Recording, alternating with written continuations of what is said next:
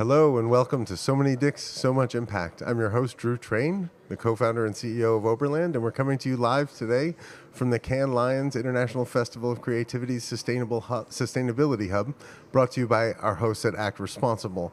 I'm joined today by three wonderful women who each had a unique role in bringing the e.l.f. Beauty and Oberland So Many Dicks campaign to life. First is Lola Bakare, the author of Responsible Marketing and CMO advisor. Second is Chief Creative Officer to e.l.f. Ashley Rosebrook, and joining me is my partner and partner at Oberland, the Chief Creative Officer, Lisa Topol. Thank you all, and for those of you, we're going to turn to the e.l.f. case study video today so that we all can level set on what we're going to be talking about. To corporate boardrooms, it's hard to tell the difference between 1954 and 2024. You know, 73% male and 88% white. But despite the status quo, one company continued to say, no e.l.f.ing way. Of about 4,100 publicly traded companies in the US, e.l.f. was the only one with a board that's 78% women and 44% diverse. And with 22 consecutive quarters of growth, we believe diversity was more than the right thing to do, it was the profitable thing to do. We needed to change the board game. But how? First, we built a new database of over 35,000 board members. Then we crunched the numbers and the names. When we went through our data, one thing that was staring us right in the face was, wow, there's a lot of dick in here. Yep, so many dicks. Turns out, there aren't just more men on corporate boards. There are more men named Dick, just Dick, than entire groups of underrepresented people. While it's okay to be a dick, boardrooms need more of everyone else. So, we took our discovery to the capital of capitalism.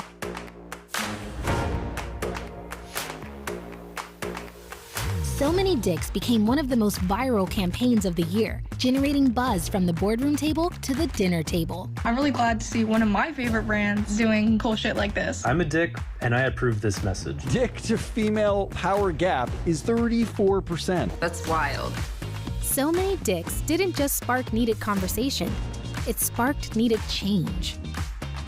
Our ongoing partnership with the NACD has already led to successful placements on boards.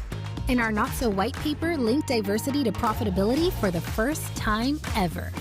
So Many Dicks launched a movement that's just beginning, with over 40 partners joining our mission to change the board game. I wish I could tell you that this was hard. It wasn't. All it took was intentionality and putting that intentionality in action, and that's all we're trying to encourage other companies to do. So that work was some of the work that Oberland and e.l.f. Beauty I know are most proud of. And Lisa, as the author, can you tell us, how'd you come up with the idea?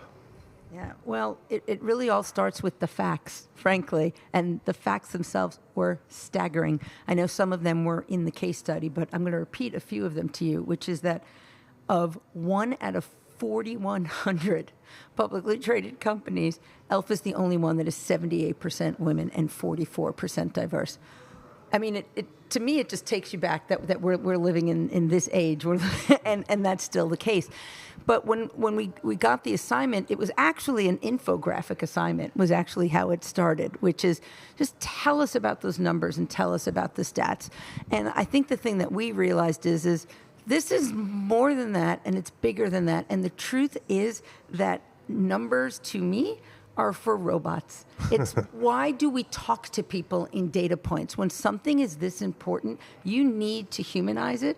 You need to find the emotion in it, because when you just use data, it kind of goes in one ear and out the other. People don't process it. They don't hold on to the information.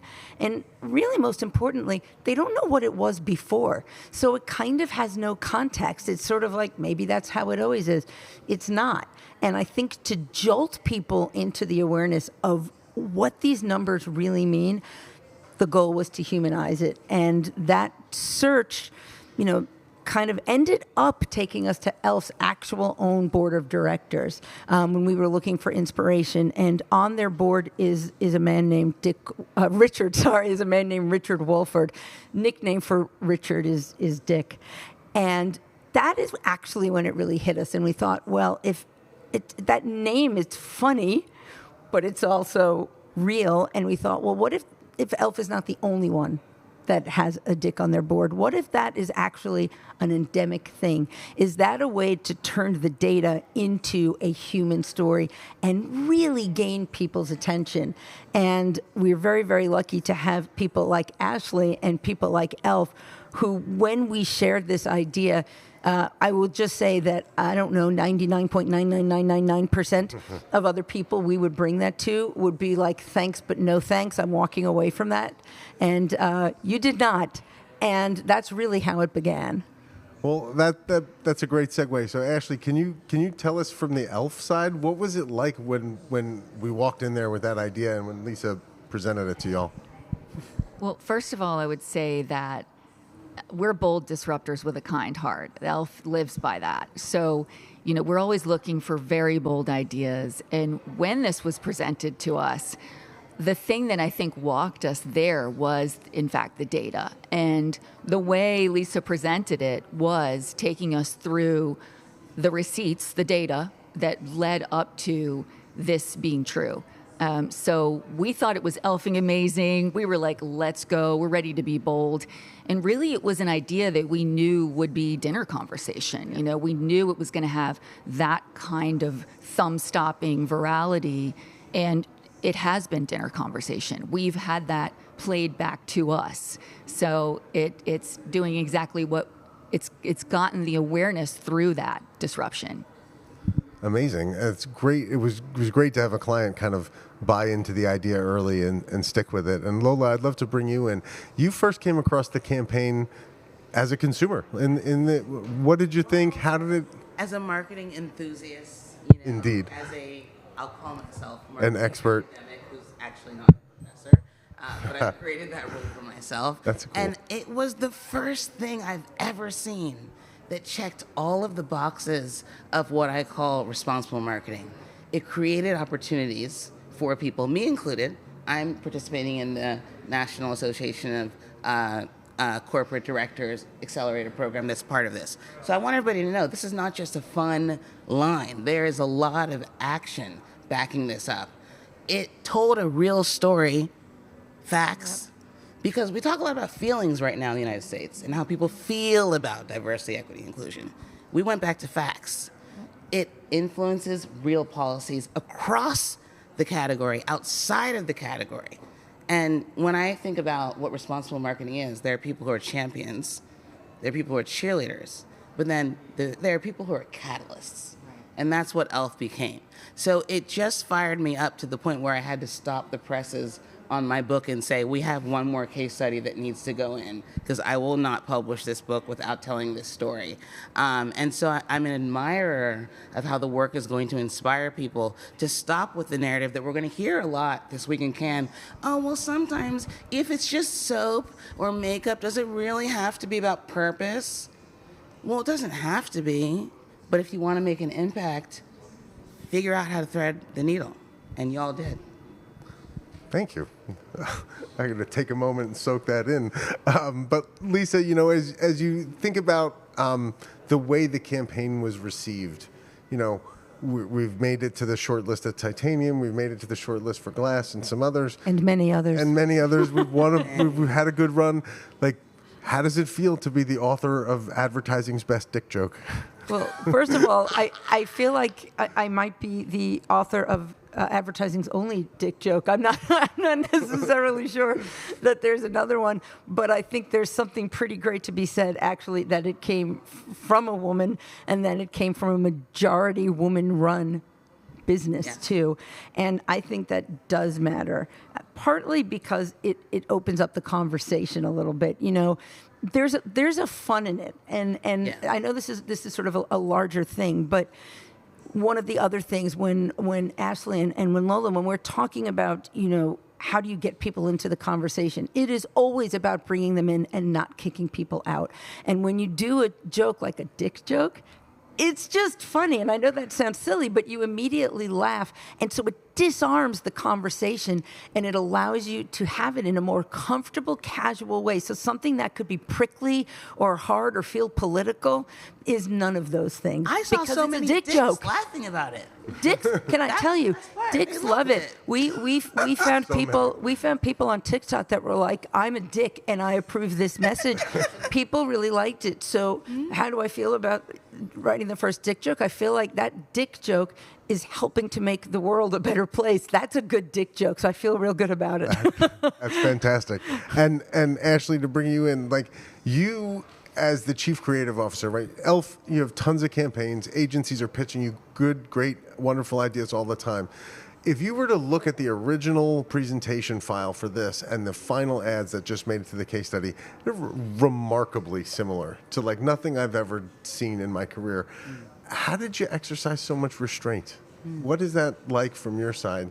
Well, again, I would say that, we are so bold and we love to disrupt. And when a good idea comes in, and this was a great idea, we're going to fuel it. We're going to throw more logs on the fire. We wanted to continue to support the idea, make sure that the messaging and graphics were going to be as understood as possible because the line was there. So we wanted to just fuel it. We had no hesitation is what I would say. So absolutely no hesitation. I do just want to add that Ashley, I'm just going to say to you that it has also been a pleasure because working so closely with Ashley and the team, we also kept it aesthetically e.l.f. and kept it, frankly, kind of beautiful and fun. And it was so nice to work with to make sure that even everything down to the color, the tone, aesthetics really worked with the brand to communicate, the hierarchy to communicate the idea and the stats really, really well. Yeah. And it's funny when you say that, even the humor kind of comes through. Design. I had a hypothesis that I want to see if it's okay, Drew. Yeah, I can validate with people who know. I know you probably can't quite say, but maybe you can indicate. So I often have conversations with people who don't see the line between purpose, social impact, and commercial impact. Right. And to me, this line was so clear because you have a whole generation of women who felt like we've graduated from grocery store or, convenience store makeup. Yep. And e.l.f. has brought us back to say, wait a minute, some of this stuff is better than what you spent, like 3 times as much. Was there any of that conversation around this is actually also going to bring new people into the category? I would say yes, definitely. And we have seen over 14 billion press impressions from this campaign. We've seen lifts across social media. LinkedIn was huge. To bring it back to makeup, e.l.f. is, we're purpose-led, results-driven. We're all about access. So, from the best of beauty, access to the best of beauty made accessible to every eye, lip, and face, all the way to giving equity to every single employee. Even our office managers have equity, all the way out to democratizing access to boards. So this made perfect sense for us. And we believe it's played very directly into our 25 quarters of consecutive growth, the fact that we have the board that is, it's 74%. Our team is 74% women, 44 diverse. And our board is actually now one of 5 U.S. publicly traded companies that is 67 women and 44% diverse. One of whom is Kenny Mitchell, who I used to work with. Oh, really? Yeah. This is what meritocracy is, people. I go back. Sorry. You jump in. Go for it. Well, I was just going to add one more thing to what Ashley and Lola were saying. I also think the thing that it did that was really important, there was a real marked increase in sales of e.l.f. products right after this campaign ran, and there's a real connection between it. And I think part of that is an appreciation for the fact that you are empowering young women to see what they can be and what they can do. And I think that really matters. So when we talk about are they a part of it, some of them didn't know what a board of directors was. Now, That's not right. only do they know what a board of directors is, they want to be on one, and they want to know why it's not better than it is right That's now. beautiful. So there's a real connection there and a pride in a brand that would stand for it. And that, to me, is where purpose is not something stupid and it's not an afterthought. When consumers know that you mean the message Yes. that you're delivering, Yes. they appreciate you, but you have to mean it, and e.l.f. lives it. Yes. Oh, we completely live Yeah. it, and we are the community we serve. And this resonated with them. We got so many comments on social media that were, I love this brand. Thank you, e.l.f., for doing this, taking a stand, generating awareness around this. So we spoke directly to them, and they loved it. And to Lola's earlier point about reaching a new, older audience, one of the things that we noticed, Harris Poll did a survey without us, independently, and found a raw 5 percentage point lift in women considering e.l.f. between 30 and 55, right? Which is a huge professional segment. They're the women in the prime of their career making money, and the success of the campaign on LinkedIn drove what can now be a whole new segment for e.l.f. to go after. And So you're saying everyone should believe my hypotheses? everyone, indeed, and it was I've always exactly thought right. Thanks for including us in the book. I mean, that it's amazing that it's so true. And it makes total sense to me. And I hope that other marketers are inspired that LinkedIn isn't just a place for B2B. They didn't pay me to say that. It's not, and I think it's also a little bit about marketing karma, right? Yeah. The brief to us wasn't increase brand awareness by 5 percentage points among women 30 to 55. It was tell the world about our board of directors. Yes. And so we did a good thing, and the world rewarded us for it. And I think marketers forget the universe kind of works like that sometimes. And to see it, like, we knew it would have an impact, but to then we couldn't define what it was going to be. And then to see it hit, to see the business go, it was really it was a career changer for us. Yeah, I just to that point, I actually remember when we came up with this idea, one of the things that Corey Marcasato said, who's the CMO of e.l.f., that really struck me, is she's like, I don't care if this makes us a profit or not. And to hear that, I mean, and mean it, and saying, we're doing this because we're supposed to do it, and then it so happened, it made a profit, and I think that's because profit comes along when your purpose is real. It's funny. When we were presenting the idea to your executive board, right, to Scott and Tarang and Mandy and everybody, Corey said that then, and then she put a number of how much money she wanted to spend, and I won't share that with the group, but it was a big number. And Tarang just looked at her and said, yeah, that sounds about right. And it was, meanwhile, Scott, the attorney, is pacing around the table, but everybody else was like, yeah, that makes perfect sense, Corey. And it was a really remarkable conversation. I do want to switch and talk just a little bit with Lola about her experience as part of the NACD cohort and how the impact, and you talked about creating opportunities, but how important is that to make the campaign whole in a way? I mean, there's so many things that you're doing to make the campaign whole. I think the research is part of it. Who's doing the research is part of it. The coalition, and I've talked about this on LinkedIn, that anybody can join.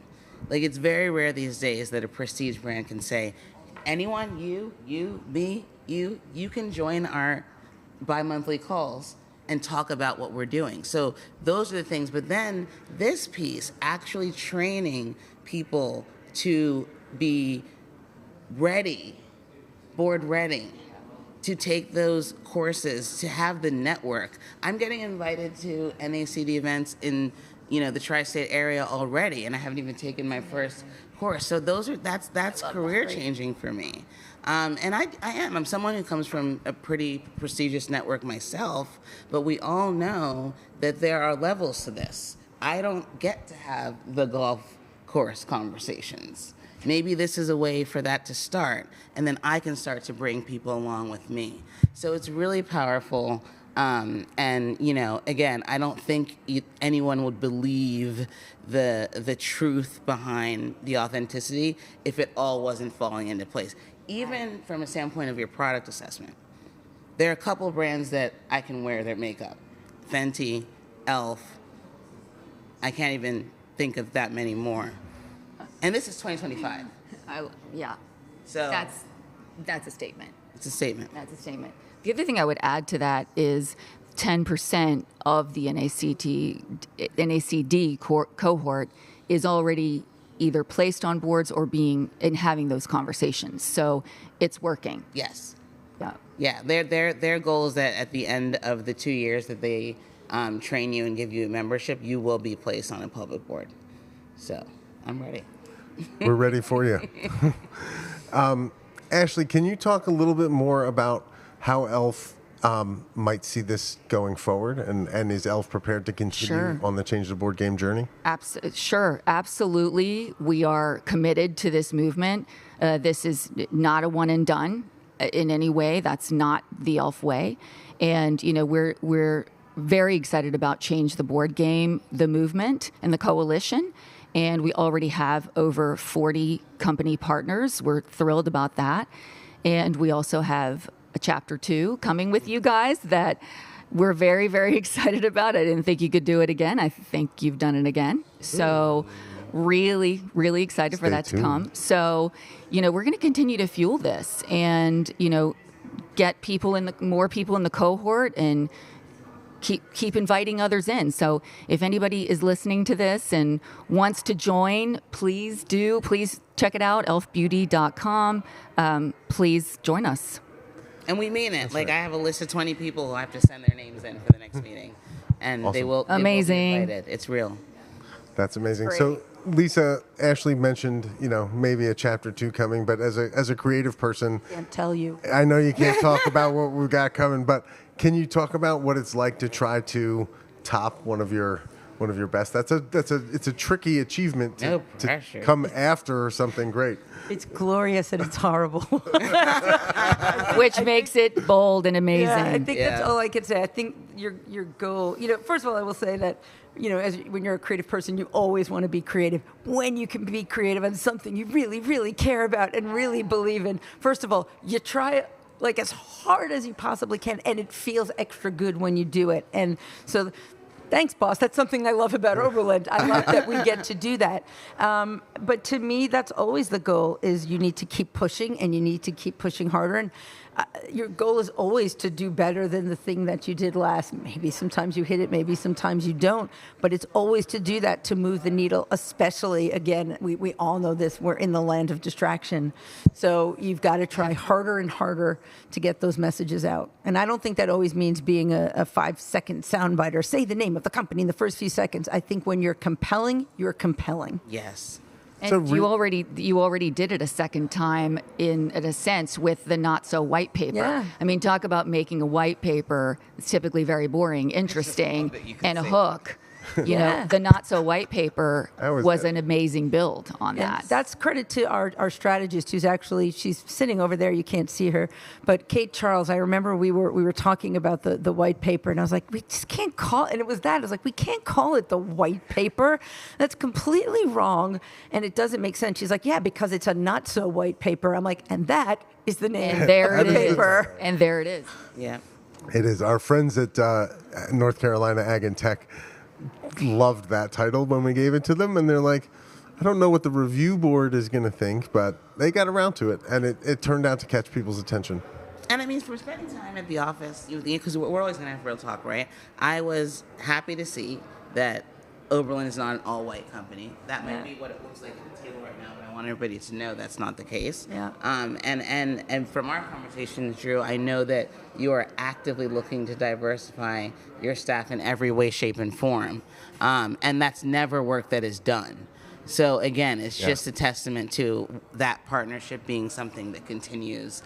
And the more new talent comes to the table, the more interesting ideas are also going to surface. So, yeah. Yeah, I mean, that was something we were a little nervous about when the campaign first broke, is that, the 4 partners are all white, and we know that it's an interesting perspective for us to talk about this, but we thought it was important, and we thought if we put enough of the right pieces in place that we'd be able to do it credibly. And if we started to try to make our own business better, exactly, we'd have the credibility. We talk a lot about progress over purity, right? Nobody expects any brand or business to be perfect. You just have to be really trying to do better. Well, and if they in a do, genuine way, they're not going to find one.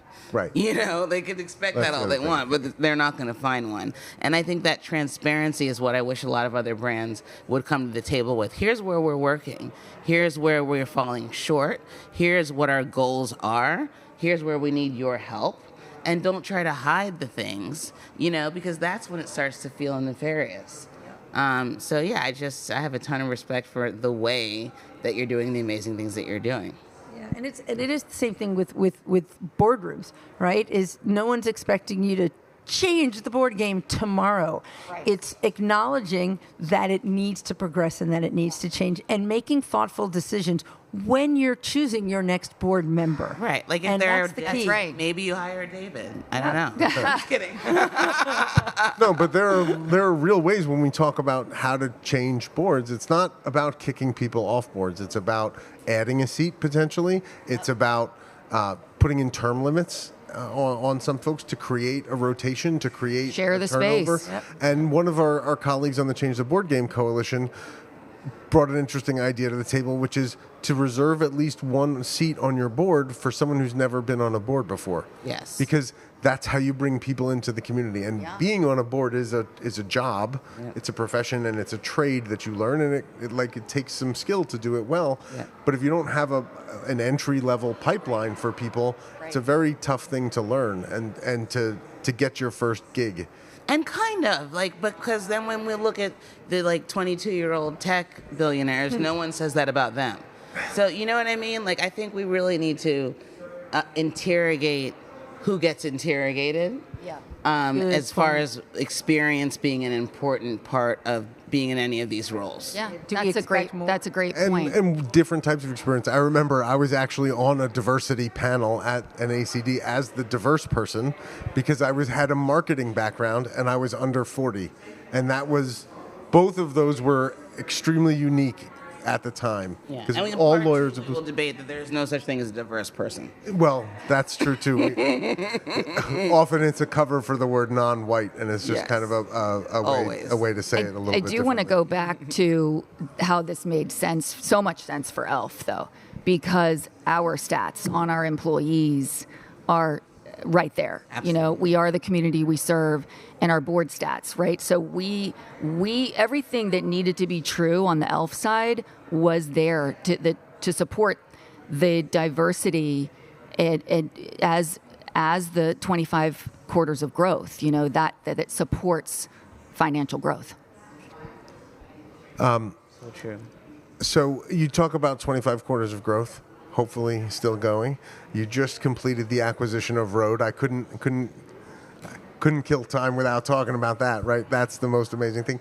How do you feel that those types of bold business moves kind of continue to reflect the brand and may wind up supporting Change the Board Game?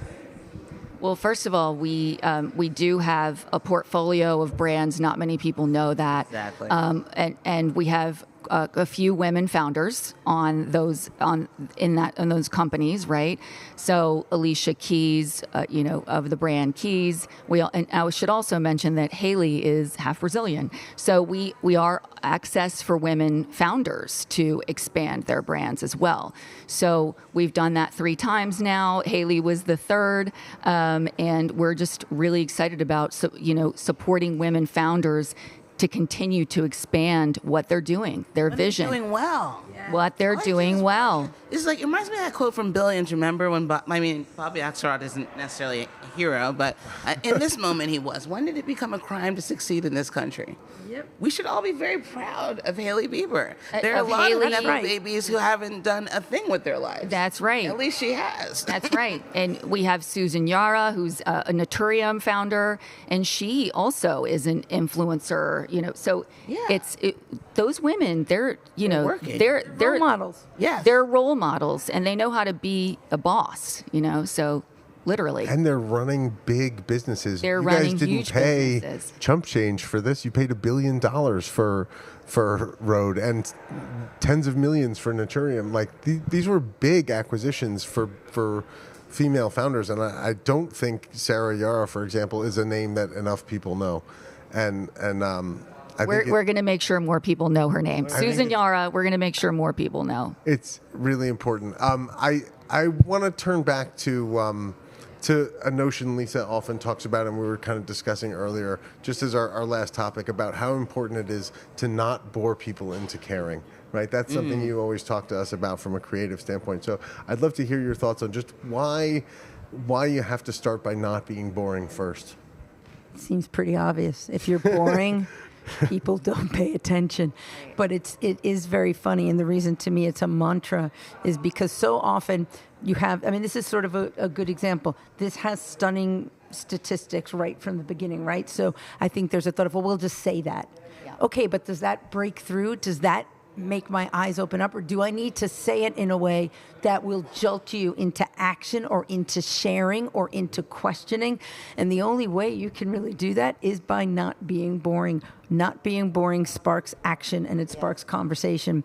And to me, again, to me, why it's such a great relationship, in particular with e.l.f., is that's always the way it is, right? It's about being bold and audacious and knowing that you've got to make some noise to be heard. And I'll also just say, not just short form either. I love that you understand that entertainment and sort of messaging can come in different sizes if that's the right package to deliver the message. That's right. The entertainment is what caught the attention, the entertainment value. So, we actually consider ourselves an entertainment brand. We're so connected to Gen Z and Gen Alpha, and this idea is the kind of idea that stops people. Then it gets them engaged, right? I mean, we know about those cohorts that, their entire life is about edutainment. Mm-hmm. They want to learn and be entertained. Yeah. I watch Nara Smith. I'm not Gen Z, unfortunately. But I watched Nara Smith. Oh, I wish we were all She's Gen Z. fascinating. I will never be able to cook anything that she cooks, but I do learn a few things from the theater of it all. And so I think that, it really fits with where we're going. People don't want to necessarily learn from maybe CNN anymore. But is there a more fun way to, put some sugar in the medicine and help the medicine go down? And I think there is. That's how I try to show up on my LinkedIn. I love that, sugar in the medicine. Yeah. I think we put some sprinkles and a cherry on top. Yeah. Indeed, and I think that's a great note to end on. I'd love to thank each and every one of you for being here with us. Lola, Ashley, and Lisa, it was great to talk to you. Thank you. Thank you for having us. At Act Responsible and the Cannes Lions Sustainability Hub. Have a great day. And thanks, Lola and Ashley. Thank you. Thank you. Thank you, Lisa and Drew.